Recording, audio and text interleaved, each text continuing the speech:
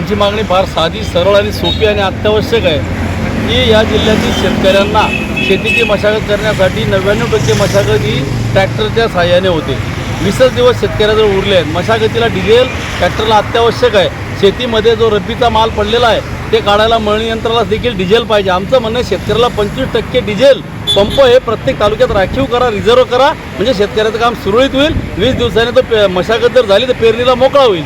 एवढी साधी मागणी आमची आहे, पण प्रशासन त्याकडे लक्ष देत नाही. म्हणून आज आम्ही शासनाच्या गाड्या या ठिकाणी जाऊ देत नाही आहे.